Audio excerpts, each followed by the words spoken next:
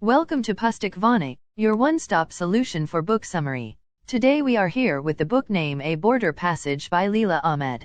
Let's start its summary. Born in 1940 in Cairo, Leila Ahmed grew up during a time of major political change in Egypt. As a result, the complicated relationship between Egypt, Europe, and the Middle East is a central concern in Ahmed's memoir, A Border Passage, and understanding that relationship requires a closer look at Egypt's turbulent modern history. Egypt's national identity and borders have existed since ancient times, but its people were ruled by foreign invaders and empires such as Alexander the Great, the Arabs, and the Ottoman Empire, until they finally attained full national sovereignty in 1952. Situated in North Africa, Egypt shares borders with Libya, Sudan, and Israel. During the 18th and 19th centuries, Egypt developed a unique position regarding its neighbors in the Middle East through shifting alliances with the Ottoman Empire and the West. Egypt was ruled by the Turks until the British occupation of Egypt began in 1882. Egypt was never officially a British colony, but it was nonetheless shaped by the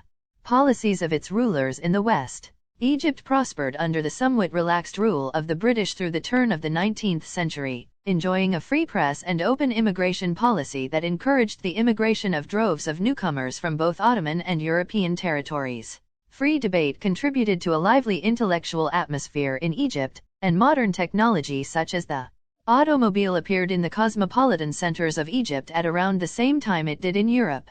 This set Egypt apart from its Middle Eastern neighbors, where the forces of modernization acted at a slower pace.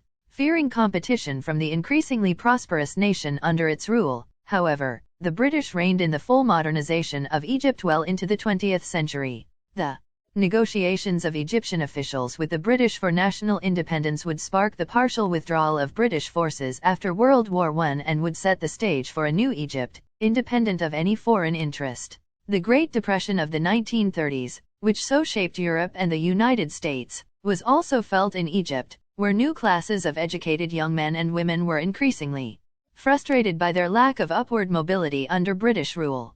Nationalist groups like the Muslim Brotherhood grew during the 1930s, advocating independence from the West and its values. Young Egyptian army officers like Abdel Nasser and Anwar al-Sadat were shaped profoundly by their experience fighting against the Israeli army in the Six-Day War, the conflict that presaged the foundation of the State of Israel in 1948 and whose impact can still be felt in the region's geopolitics. They eventually saw the defeat of the Arab cause in that conflict as the failing of a corrupt political establishment in Egypt, and they located themselves at the forefront of change. Egypt's revolution of 1952 was a bloodless one, and the deposed King Farouk was saluted as he sailed to exile in Italy. Initially, the aims of the revolutionaries in Egypt ending corruption, injustice, and poverty through progressive social reform seemed to represent a positive change. However, these high ideals were muted by the dictatorial rule established by Abdel Nasser, who became Prime Minister of Egypt in 1954. In 1956, Nasser nationalized the Suez Canal in order to both finance the construction of the High Dam, a project designed to control flooding along the Nile River, and further assert Egypt's national independence. The nationalization of the canal rankled England and France, who had enjoyed its revenues for years. With Israel's aid, British and French forces attacked Egypt, but they were quickly forced to withdraw as a result of loud international outcry and pressure from the United States. In 1958, Egypt joined Syria to form the United Arab Republic, a pact that only lasted a few years. In 1971, the country was renamed the United Republic of Egypt. In A Border Passage, Ahmed also touches on issues that are still being debated today, including whether there is a true interpretation of Islam and how non-Western women fit into the discipline of women's studies. In a post-September 11th world, some writers have pointed to violent passages in Muslim doctrine to paint Islam as a violent faith, though Ahmed convincingly argues that it is the interpretation of that doctrine and the way it is used by various political powers that make it such a pawn in religious conflicts. Ahmed notes the similarities between the oral traditions in Judaism and Islam, further reinforcing the way that major world faiths are compatible and consistent with each other, rather than at odds.